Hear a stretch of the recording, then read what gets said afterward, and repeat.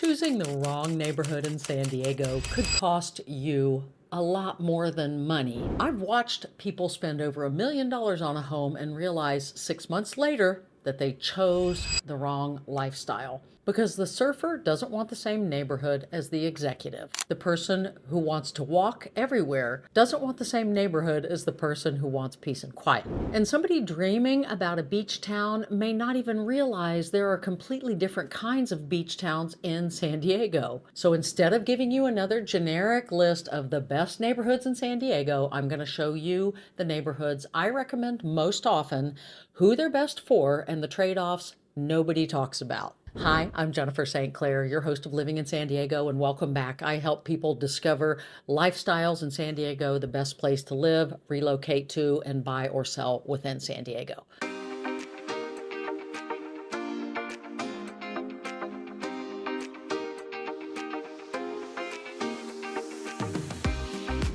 So I kind of broke this down a little bit differently than most people do, and I'm going to kind of break it down by category.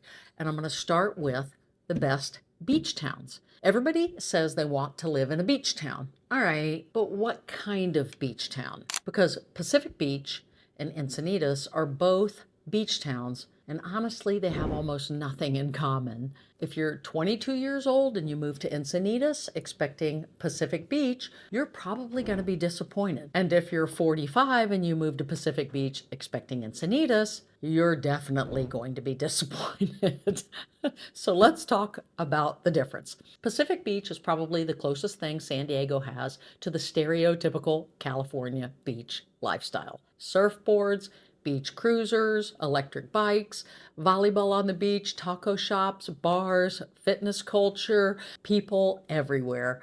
If somebody from the Midwest told me what they picture when they think about San Diego, there's a pretty good chance they're describing Pacific Beach. And at a median detached home price in 2026 of $2.3 million, with condos around $950 and average days on the market of roughly 40, you're not paying for a house here, you're paying for a lifestyle. And for a lot of people, it is worth every penny. But what's the trade-off? It never slows down. Parking can be brutal, traffic can be frustrating, and summer can feel like everybody decided to show up at exactly the same time. If you're looking for peace and quiet, keep driving. Now, if that sounds exhausting, my second pick couldn't be more different. Encinitas still has surf culture. It still has incredible beaches and great restaurants, but the energy is completely different. It's kind of more woo-woo.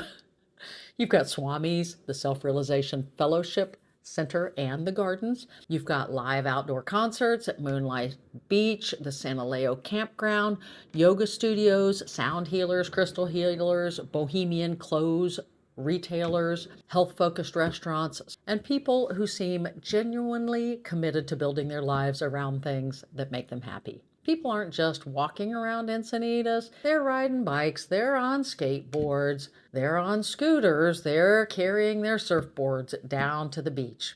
Half the town looks like they either just got out of the ocean or done meditating, or they're headed there next. And at a median single-family home price of around $2.4 million and average market time around 27 days, condos average about $900,000 in Encinitas. But you're paying for something very different. Slower pace, different mindset. The downside, inventory can be tight and it can put you closer to the train tracks than you care to be, and those can be kind of noisy. People that move to Encinitas, they tend to stay because it's just such an incredible lifestyle. So when the right house comes on the market, competition can be fierce. Have a good realtor. The psychology difference is simple. Pacific Beach says, I want excitement. Encinitas says, I want to chill. And that's why these are my two picks for the best beach towns in San Diego, because you've got a lot of contrast there. Now, if you're listening to all this and thinking, Jennifer, I don't need to be surfing in the morning. I don't need to be on a beach cruiser, and I definitely do not need to fight for parking every weekend or every night I come home, then the next category might be a better fit, because some people want to be near the beach and other people want to be able to walk out their front door and have everything they need within a few blocks. And that's where we get into the next category, the best walkable neighborhoods. So for this, my top two picks are North Park and Mission Hills. And I picked these two because they're both walkable, but for completely different reasons. North Park is activity, Mission Hills is refinement. North Park is probably going to show up on every list of walkable and best neighborhoods in San Diego. And honestly, I get why. You can spend an entire weekend here without touching your car. There is tons of restaurants and coffee shops and fitness studios and breweries and outdoor festivals and farmers markets and nightlife and boutique shopping. There is always something happening in North Park. And at a median home price in 2026 of about $994,000, condos average $530,000. The market time is about 24 days. You can see people are clearly focused on this lifestyle. The psychology of North Park is simple. People who move here are usually willing to trade a little peace and quiet for that energy and that access. They like being where the things are happening. They like having options. They like being in the middle of the action and parking their car for the weekend. The downside, North Park can be overstimulating. There's a lot of traffic, more density, more noise, obviously the parking frustration. So when people ask me about car independence or walkability, I always ask them, walkable to what? Because if activity energizes you, North Park is fantastic. If activity drains you, it may drive you crazy. Now, if you're sitting there thinking, yeah, that sounds great for about 3 hours, let me introduce you to Mission Hills. Mission Hills is one of the most charming neighborhoods in San Diego, and it is one of my favorites in central San Diego. You've got beautiful historic Mills Act homes. This is a historic designation that can save the owner thousands of dollars on their tax bill annually, and these custom-built craftsman and Spanish homes are unbelievably charming. Tree-lined streets, Pioneer Park, local restaurants, neighborhood markets, and nurseries. The Goldfinch and Washington Street corridors are poppin', and you're literally minutes from downtown and the airport. For people who travel regularly, that's a bigger deal than they realize. And at a median home price of about $1.8 million, condos at about $735,000, and average days on the market of 34, Mission Hills is not inexpensive. People are not paying for excitement. They're paying for quality of life, charm, rich history, location, and access. And the psychology is completely different than North Park. Mission Hills buyers aren't looking for constant stimulation and activity. They're looking for beauty and convenience and character and a neighborhood that feels established, and it is. The downside? Cost. It is one of the highest price per square foot zip codes in central San Diego. People get into Mission Hills and they do tend to stay. It is a legacy purchase for many buyers. The psychology difference is simple. North Park says, I want energy. Mission Hills says, I want elegance and charm. Both are walkable. They're just satisfying completely different needs. Now, maybe you're watching this and you're thinking, Jennifer, I don't want the beach. I don't need to walk to a brewery. And I don't need to spend every weekend hunting for parking. Fair enough, because one of the most common things I hear from relocation buyers is, I want to purchase a home in a great neighborhood. Good schools, well-maintained, parks, stores, convenience, a place where life is easy. And that's where we get into the next category, the best suburbs. And so my top two picks in this category are Carmel Valley and Scripps Ranch. Just like every category we've talked about so far, these two neighborhoods win for completely different reasons.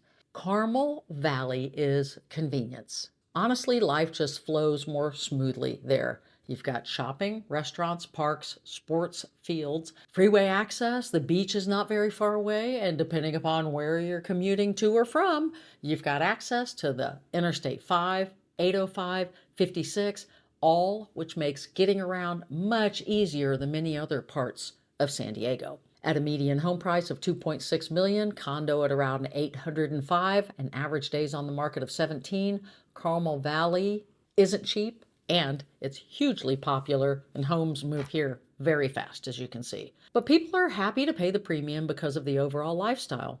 And let's be frank, the schools are a major reason why many buyers are attracted to the area. The psychology of Carmel Valley is simple. People who choose Carmel Valley usually value convenience. Everything feels predictable and organized, accessible. Life just kind of feels easier there. The downside, some people find Carmel Valley a little too polished, a little too planned, a little too perfect. Yards can tend to be smaller, and depending upon your budget, the price point can be a little difficult to swallow. Now, if you're listening to that and thinking, Jennifer, I want something with a little more personality, well, let's talk about Scripps Ranch, 92131. Scripps Ranch feels completely different. More trees, more established neighborhoods, more traditional architecture, more yard space in many areas.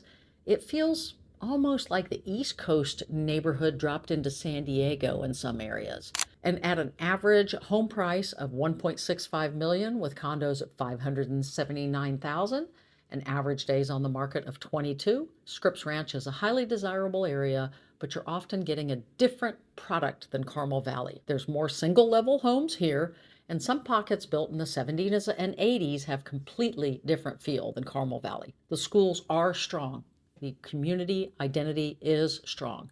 And people who live in Scripps Ranch tend to be fiercely loyal to it. The psychology here isn't convenience, it's belonging. People choose Scripps Ranch because they want a neighborhood that feels like, well, a neighborhood. The downside, you're farther inland, you're giving up some coastal influence, and depending upon where you work, your commute may be longer than it would be from Carmel Valley. The psychology is simple. Carmel Valley says, I want convenience. Scripps Ranch says, I want community.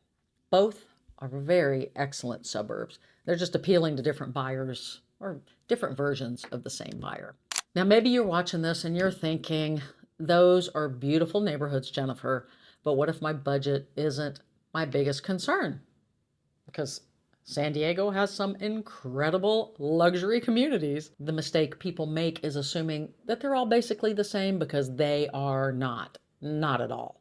So, for best luxury neighborhoods, my two picks are, and I know this won't shock anybody, La Jolla and Rancho Santa Fe. And before the comments explode, yes, there are other fantastic luxury communities that I love. Coronado, Del Mar, Carlsbad, Solana, Cardiff. You just go up the coast. If we're talking about iconic San Diego luxury, these are the two that stand out above almost everything else, and the reason is simple. They're selling completely different dreams. Let's start with La Jolla. People don't move to La Jolla for a house. They move to La Jolla for the Pacific Ocean, the views, the rugged coastline, La Jolla Village, great restaurants, amazing art galleries, the cove, the cliffs, the ability to walk outside and immediately understand why people from all over the world want to live here. At a median home price of $3.5 million in luxury properties regularly reaching well beyond $80 million, you're paying a premium for one of the most desirable coastal locations in America. And people gladly pay it because there are very few places where the ocean becomes such a central part of daily life. The psychology of La Jolla is visibility. People want access to the coast, access to beauty, access to one of the most recognizable communities in California and America, the world as far as wealth goes. But the downside, cost obviously. But also, La Jolla can feel a little insulated, a little like its own world. And depending upon where you're going every day, traffic in and out of La Jolla can definitely be frustrating. Now, if you're listening to that and you're thinking, I don't need to see the ocean every day, then let's talk about Rancho Santa Fe. Because Rancho Santa Fe isn't selling views, well, different views. It's selling privacy, space, quiet, land, long driveways, gated, horse property, estate living. And at a median home price of $4.62 million and luxury estates reaching well beyond $80 million as well, Rancho Santa Fe is a completely different version of wealth. In Rancho Santa Fe, people aren't trying to be close to everything. They're often trying to get away from everything. They want privacy. That's the psychology there. They want privacy. You've got room to breathe there, room to spread out, room to create a lifestyle that's harder to find on the coast. The downside? You are inland. You're going to be driving more. And if you're looking for walkability, nightlife, or quick access to the beach, Rancho Santa Fe probably is not your top choice. The psychology difference is simple here. La Jolla says, I want a view. Rancho Santa Fe says, I want privacy. Both elegant luxury. They're just luxury in completely different forms. So now maybe you're sitting there looking at La Jolla and Rancho Santa Fe and you're thinking, those are gorgeous, Jennifer, and they're completely out of my budget. Okay, fair enough. Because some of the smartest purchases I see people make aren't in the neighborhoods getting all the attention. They're in the neighborhoods that quietly make life easier. The neighborhoods that don't get a lot of headlines, but they do solve a lot of problems. So we're going to talk about the best centrally located neighborhoods. And for these, my two top picks are Serra Mesa and Clairemont. And if you've lived in San Diego for a while, you probably already know neither one is flashy, neither one is trendy, and that's exactly why they're interesting. So let's start with Serra Mesa. I used to live in Serra Mesa. It's a great neighborhood to live in. Serra Mesa may be the most practical neighborhood in San Diego. It sits right in the center, kind of in the center proper of central San Diego, easy access to so many highways, to downtown, Mission Valley, the airport, major hospitals, the beaches, employment centers. Almost everywhere you need to go is pretty readily accessible from Serra Mesa. And with an average home price of $1.025 million, they're roughly about 1,500 square feet with a market time of about 34 days. Serra Mesa continues to attract buyers who prioritize location over prestige.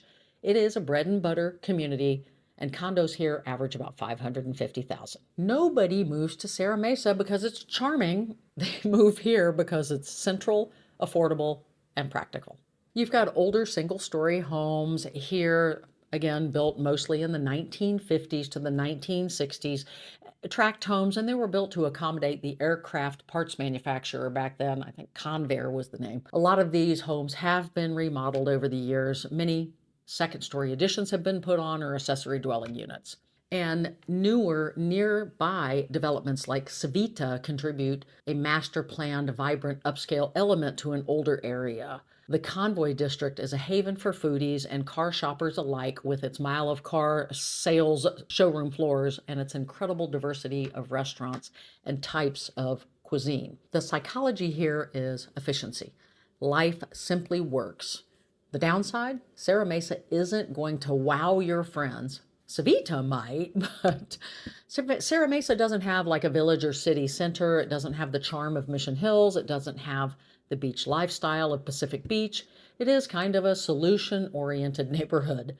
And for a lot of buyers, that's exactly what they need and want. So now if you're listening to that and thinking, okay, but I'd like a little bit more personality and access to amenities, then let's go a little bit west and talk about Clairemont.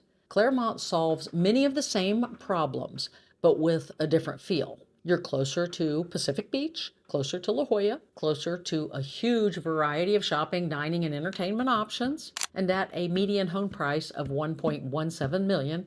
Condos range around $585,000, and the average days on the market are only 20.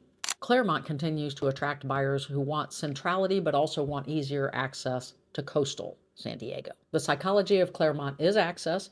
You can be almost anywhere quickly. And that becomes more valuable the longer people live here. The downside is it's a lot of infill development projects going in, many apartments inserted into single-family pockets with no off-street parking, and it can ruin your zen. And that's something I think buyers should really be paying attention to in this neighborhood. Some of the things that make Clairemont desirable today are its location and accessibility and land value, and they're also creating redevelopment pressure. So if neighborhood character matters to you, that's something worth watching carefully. The psychology difference is simple. Serra Mesa says, I want affordability. Clairemont says, I want access. Neither one is sexy. Both deserve more than they get and are two of my favorite neighborhoods to recommend to buyers, especially first-time buyers, or move-down buyers that are looking for single-level homes. Now, if you're the type of buyer who's always asking, what's coming next? This category is for you. Because some people buy based upon what a neighborhood is today. Other people buy based upon what they think it's going to become. And when We're talking about areas that are changing, improving, attracting investment, and getting more attention from buyers. Two places immediately come to mind. So we're going to talk about the best up and coming areas. And my two picks for this are Oceanside and Chula Vista. And what's interesting is that both are kind of transformation stories, just very different transformation stories. So let's start with Oceanside. Oceanside has been showing up on up and coming lists for years. And for once, I think the hype is really justified. You've got the beach, the pier, the harbor, the train station, a growing restaurant scene, new development in Ocean Camp, which is a state-of-the-art wave pool. You've got Belvedere, a mixed-use project, and multiple townhome and condo projects. The revitalized downtown is attracting lots of new visitors, and the city feels very different today than it did 10 years ago. At an average home price around $935,000 and days on the market at 29, the median price for a condo here is about $620,000. Oceanside remains one of the more attainable coastal markets in Southern California, and that's a big reason people continue paying attention to it. The psychology of Oceanside is opportunity, future upside growth potential. The downside? Oceanside is still uneven. Some neighborhoods feel transformed, some neighborhoods are still very much in a transition. That's important to understand. You're not buying Del Mar. You're not buying La Jolla. You're buying a city that's still evolving, and that's exactly why many buyers find it interesting.